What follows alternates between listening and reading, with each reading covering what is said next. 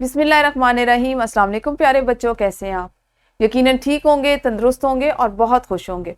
پیارے بچوں، ہم اردو جماعت پنجم کا ریمیڈی پیک کر رہے ہیں اور آپ کا آج کا حاصل تعلم، جس کو آپ نے اب تک یقیناً QR کوڈ میں دیے گئے ویڈیو لیکچر کو دیکھنے، سننے اور سمجھنے کے بعد مکمل کیا، وہ تھا واقع یا ماحول کا مشاہدہ کر کے تحریری اظہار کر سکیں۔ کوئی ایسا واقعہ جو آپ کے سامنے رونما ہوا ہو، آپ کے ماحول میں کوئی ایسی چیز جو آپ کو آپ کی روٹین سے ہٹ کے لگ رہی ہو، آپ کے روزمرہ جو کام ہے ان سے ہٹ کے لگ رہی ہو، کوئی ایسی چیز جو اس ماحول کا حصہ نہ لگ رہی ہو، اس کا مشاہدہ کرنا، اس پر غور کرنا اور اس کا غور کرنے کے بعد تحریری طور پر اظہار کرنا، لکھ کر اظہار کرنا۔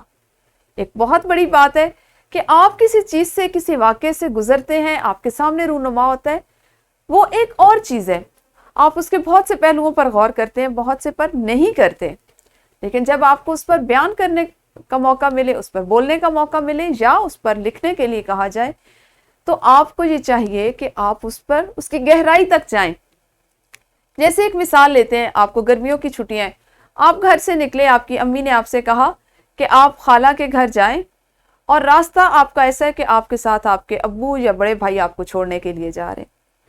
راستے میں آپ کوئی ایسا واقعہ دیکھتے ہیں جو آپ کے محلے میں یا آپ کے ارد گرد نہیں ہوتا، یا ماحول ایسا ہے، موسم کا فرق ایسا ہے، ماحول ایسا ہے، رہن سہن ایسا ہے جو وہاں پہ نہیں ہے۔ اسی طرح سے کوئی واقعہ ایسا رونما ہوتا ہے جو آپ کو بہت عجیب لگا، تو اب آپ نے اس کو ترتیب دینا ہے، اتنا مختصر کہ وہ پورا واقعہ بھی بیان ہو جائے، اس میں پوری بات بھی بیان ہو جائے اور وہ پڑھنے سننے والے کو بوجھل بھی نہ کرے۔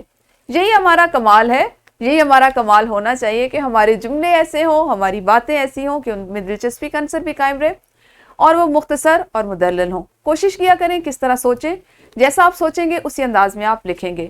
اپنی صلاحیت کو میں اضافہ کریں اور اس کا استعمال کریں۔ اپنا خیال رکھیں۔